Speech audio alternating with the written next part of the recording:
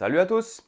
Les amis, je me rends compte que l'année 2017 va, mine de rien, bientôt s'achever puisqu'on est déjà mi-novembre, même quasiment fin novembre. Je pense que du coup, il est temps de faire un petit bilan de cette année justement 2017. Cette année a été, je pense, assez riche encore une fois chez toutes les maisons d'édition. Il y a eu beaucoup de nouveautés, beaucoup de très bonnes nouveautés.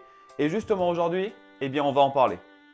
Je vous ai donc concocté un petit top 10 des sorties 2017. Le top 10, il est bien évidemment purement subjectif. Et puis surtout, le premier que je dirais n'est pas meilleur ou n'est pas moins bon que le dernier que je dirais. On commence tout de suite.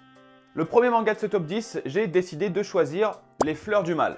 Les Fleurs du Mal, vous avez d'ailleurs été un très grand nombre déjà sur Instagram et également sur certaines de mes vidéos YouTube à me poser la question: est-ce que Les Fleurs du Mal, ça vaut vraiment la peine? Oui! Les Fleurs du Mal, c'est un manga en fait que j'ai trouvé tellement profond dans l'histoire et dans la psychologie en fait des différents personnages que je ne pouvais pas ne pas mettre justement ce manga dans le top 10. On a une histoire, comme je l'ai dit déjà dans pas mal de vidéos, qui est très malsaine puisqu'on a un harcelé qui va devenir un harceleur à l'école. C'est à peu près ça. Psychologiquement, il va y avoir une évolution des personnages au fil des tomes qui va être très très forte. On a donc beaucoup de passages qui sont certes très malsains, mais également très violents. L'évolution psychologique des personnages, elle va être incroyable parce qu'ils vont être complètement différents au fil des tomes. Les événements vont faire qu'ils vont tous complètement changer et c'est ça qui m'a vraiment plu dans ce manga et donc par conséquent, il est présent dans ce top 10. Manga suivant. Nous avons Green Mechanic. Green Mechanic, c'est déjà un manga qui m'a énormément plu par ses dessins puisque nous avons des dessins qui font un peu moins japonisé, on dira, que les dessins que l'on a dans d'autres mangas. Et puis surtout, on avait également une histoire qui était très prenante et que j'ai trouvé d'ailleurs assez originale. D'ailleurs, le deuxième tome de cette série est pour moi monté en puissance en termes d'action et on sent que justement de l'action, il va y en avoir de plus en plus et les personnages sont également assez attachants, il faut le dire, avec de très beaux dessins. Donc bien évidemment, Green Mechanic a amplement sa place dans ce top 10. Troisième position, nous avons Reine d'Égypte.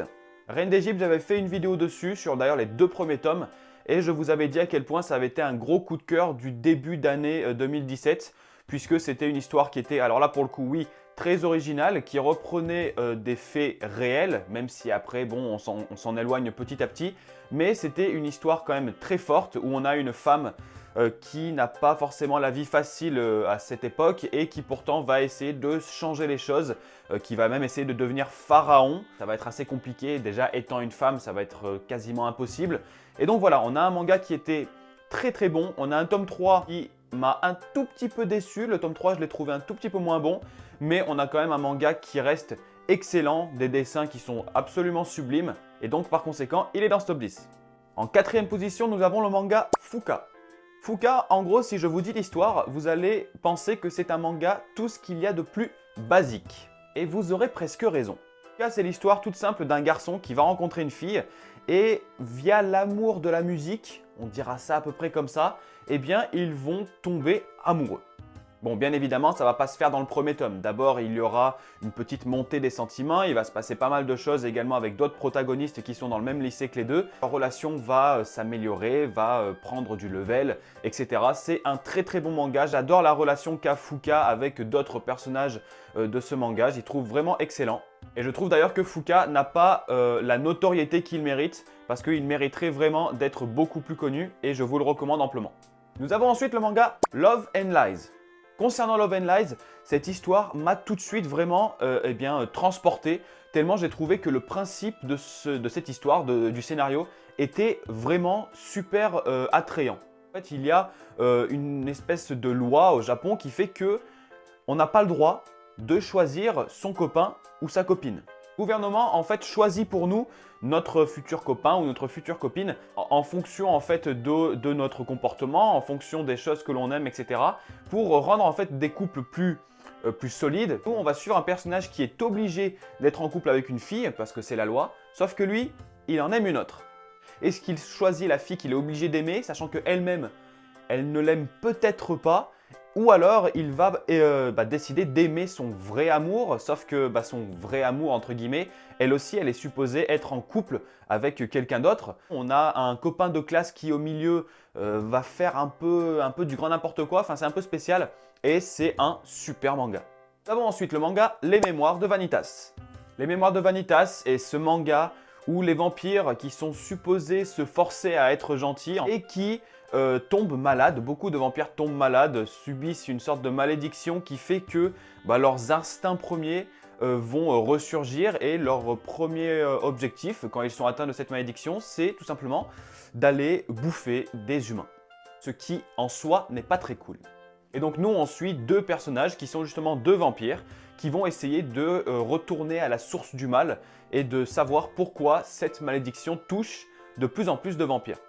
Super manga avec une ambiance très bien retransmise, des dessins qui sont absolument sublimes, deux personnages principaux que sont Noé et Vanitas qui sont juste très charismatiques, j'adore en fait parce qu'ils sont totalement différents, mais justement parce qu'ils sont totalement différents, eh ben, je trouve que leur petit duo se complète complètement.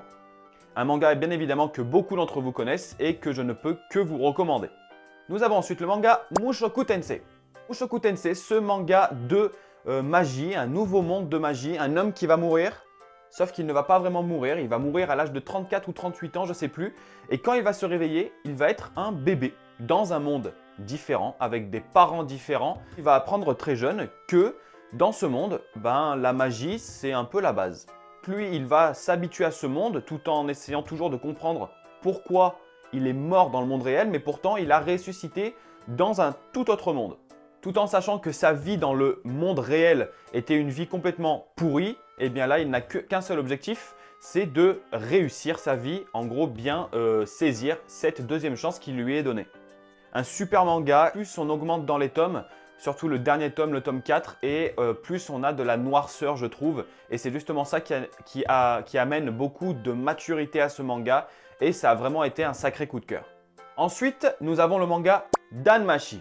Danmachi, la version manga et version light novel, ça a vraiment été de sacrés coups de cœur de cette année 2017. Ce manga où j'ai l'impression en fait tout simplement de jouer à un jeu vidéo avec des aventuriers qui vont s'aventurer dans un donjon pour détruire des monstres afin de gagner en level, afin de gagner de nouveaux équipements, de nouvelles armes. C'est vraiment l'univers d'un jeu vidéo et j'y ai trouvé super prenant. Si vous avez aimé Sword Art Online, il y a de grandes possibilités que vous aimiez Danmachi. Ça a été vraiment une sacrée lecture, j'ai bien aimé. Même si après l'anime m'a peut-être un tout petit peu déçu, ça reste vraiment une sacrée découverte. Pour l'avant-dernier, nous avons le manga Your Name. Alors là, quand je parle de Your Name, je parle du manga, du film et également du roman. Your Name a été peut-être le manga et l'anime et le roman par la même occasion, le plus beau, avec le plus beau scénario peut-être que j'ai pu voir depuis vraiment très longtemps. Un homme qui un matin va se réveiller dans le corps d'une fille et la fille qui un matin va se réveiller dans le corps de cet homme. Ça peut paraître ridicule peut-être au tout début et pourtant on a des personnages qui sont tellement géniaux, que ce soit le garçon comme la fille, j'ai oublié comment il s'appelait. L'histoire elle est très originale parce qu'au début tu peux te dire bon ça peut peut-être être marrant. Et en fait, au début ça l'est, puis après ça l'est de moins en moins puisqu'il y a énormément de complications dans l'histoire. C'est une histoire qui est très sentimentale, qui est tellement belle, avec des décors, si vous regardez le film, c'est juste magnifique. Des musiques, on n'en parle même pas, c'est absolument sublime. Donc bien évidemment, il faut absolument que vous regardiez ce film, que vous lisiez ce manga qui est en 3 tomes, et également lire le roman si vous aimez les romans, puisque c'est absolument magnifique. Et pour finir, le 10e manga, je dois vous avouer que j'ai un peu triché puisque ça a été un manga que j'ai découvert cette année, 2017 donc, mais par contre, c'est pas un manga qui date de 2017. Loin de là, puisqu'il me semble que le premier tome est sorti en 2008. Donc, je suis désolé, voilà, j'ai un peu triché. Il s'agit du manga Sunken Rock.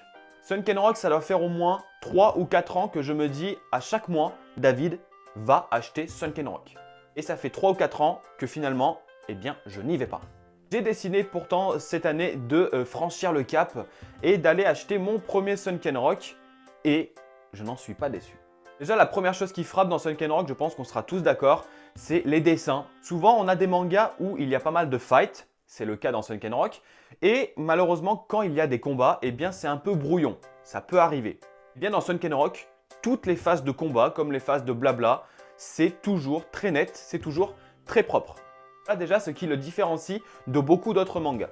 On a des personnages qui sont très charismatiques, très forts, mais surtout très cons. C'est justement ça aussi qui me plaît. Et je trouve que Koichi, qui est celui qui a fait le manga, a réussi à combiner en fait des personnages marrants, donc des situations assez drôles, des situations qui sont quand même assez tendues, donc les combats, mais également, et surtout, pas mal de sexe. Comme vous le savez, ce n'est pas pour me déplaire. Justement aussi, ce que j'ai aimé dans ce manga, c'est que je trouve que le sexe, il n'est pas là en fan service. C'est-à-dire, il aurait pu abuser sur le sexe des seins, autres que les seins. Il aurait pu nous en montrer très souvent, puisque c'est vrai que, à la différence de beaucoup de mangas, quand on voit une fille nue, eh bien, elle est vraiment nue. Je trouve que tout est très bien filtré. Il y en a un peu, mais pas trop. Parfois, il y aura genre une fille à poil, on va vraiment tout voir, pendant genre 3 pages. Sauf qu'après les 200 autres pages, ben, ça sera rien à voir avec le cul. Et tout ça, en gros, la violence, des personnages marrants, une histoire assez drôle par moment. Et puis, bah oui, un peu de sexe, mais pas trop, bien filtré. Eh bien, j'ai trouvé qu'au final, eh bien, c'était un manga qui était complet. Donc voilà les amis, c'était ce petit top 10 de cette année 2017. Bien évidemment, vous vous en doutez, même vous, vous êtes peut-être en train de vous dire « Ouais, il a oublié tel et tel manga ».